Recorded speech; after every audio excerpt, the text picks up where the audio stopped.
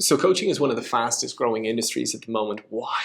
Because we all need so much help. And why would you go to somebody that knows something in theory rather than work with somebody who's been there, done that, and can hold your hand throughout a process? Coaching is a beautiful path, but unfortunately, wow, there are so many corrupted courses and programs, and also so many people overcomplicating the whole process. So in this video, I want to share a couple of key little steps that will help you for wherever you are in your coaching journey. The first key thing is that coaching is not about having all the answers. It's about helping people answer their own questions and find their answers within themselves. So you do not need to be some fantastic, experienced guru. No, actually the art is just meeting people with first presence. Undistracted presence, where you look at somebody in the eye and you tune into them. Safety, where they don't feel like they're being judged and they don't feel like they're being distracted. They're being met presently, and safety, so they can open up. That's huge. The key thing for good coaches is your environment matters. You are never going to coach somebody in the subway, in the metro, or a public bus, or anything like that, but a good walk in nature, or a quiet, lovely room, face to face, that's where magic starts to unfold. And we know this in our natural life, right? And so it unfolds, similarly speaking, in this practice. The key to good coaching is in good questions, and not horrific, challenging questions all at once that completely knock you out of it. No, subtle questions to start, and then inquisitive questions. How are you? Oh, I'm fine. How are you feeling? I'm all right. You're all right. What's coming up inside you? Well, I'm feeling a little bit overwhelmed from the day. Oh, tell me about that. What's unfolded? That's a little inquiry that you can keep taking, and you can keep taking. The more you ask questions like that, the more you build confidence and safety and security to start asking deeper questions, the more somebody will open up. It's key. Second thing, bite your tongue. So many times when we're having conversations, let's say lazily with friends and family, we ask a question, and before the person has even had time to answer it, we want to ask something else, or we want to say something else.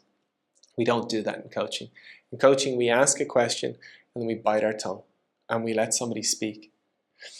And they might pause for a moment. We continue to bite our tongue, because what are they doing? They're thinking. Most of the time when we're having conversations out of a coaching environment, you don't get time to think in the middle of your conversation. If you pause, somebody else is going to chat in. We don't do that in coaching. We let somebody answer a question, pause, process. In actual fact, when somebody is finished speaking, probably the best thing you can do as a coach is ask, do you feel complete? Have you shared everything that you feel you need to share? That in itself can be huge, again, for helping somebody relax into a conversation and open up all the more when they feel they can speak.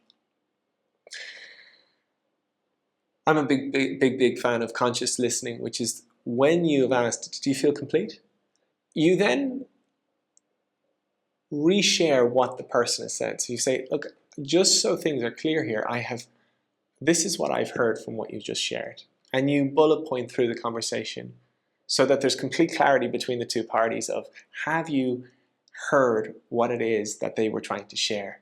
That's so nice, because oftentimes we have conversations, and it's hilarious, you'll observe this now, where somebody gets a misunderstanding, and people bounce off each other, and they're not talking, they're talking at each other. Whereas with this practice, when somebody opens up, you can say, wow, thank you for sharing. Just so things are clear, this is what I heard. Does that feel right for you? Wow. For the person you're talking to actually feel heard, that in itself is a therapy. That in itself can be the whole process. You sit down with them, you ensure they feel safe, secure with you, you ask a question, and you go on a journey of inquiry. You don't interrupt them. You let them fully talk through their process. You bite your tongue and let them pause at certain points and let them go a little bit deeper at certain other points. And then whenever they've finished talking, you ensure that they have finished. You reshare back to them what they've shared. And by the time you probably do that, the person will have thought to go a little bit deeper, and you let them go a little bit deeper. And the key thing is, the key philosophy, the ideal behind coaching is that we have all the answers within us. We just need the space and time to figure it out. And what you do as a coach is you facilitate that practice. You do not interrupt. You do not interfere. You certainly don't put your ideas or your beliefs in on top of them. You let them figure themselves out. And that happens. You ask somebody, you take somebody on a discovery, they finish speaking, you let them talk the process out, you repeat back to them what they've said, they might reinterpret, they might say it a little bit differently, and you let the conversation flow from that to the point that somebody goes, oh, I actually never looked at it that way. So if somebody says a certain point, you can say, interesting, I've heard you say this. Have you ever thought about it from this angle? What about this angle? So a coach will help you, or you will help people see things from different angles. And when they get a broader perspective on an issue, their head will jump into gear and give themselves a better solution. That's what coaching, ultimately speaking, breaks down to. You help people make better decisions for themselves, and you help them make them in a more timely fashion. And the way in which you do that is you facilitate them figuring themselves out.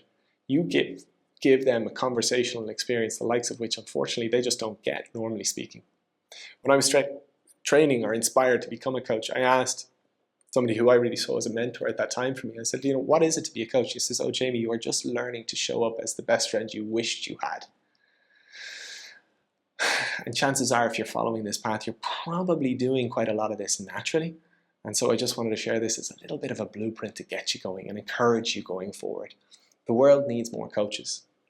If what we are doing is just showing up as the best friends we wished we had, and we aren't imprinting our thoughts, our ideals on others, we're just helping them figure themselves out.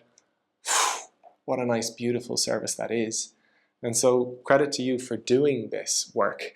And hopefully some of these points will serve you really well forward from here. If there's anything you'd add, I'd love you to leave them in the comments below so anybody else watching this can enjoy that feedback too.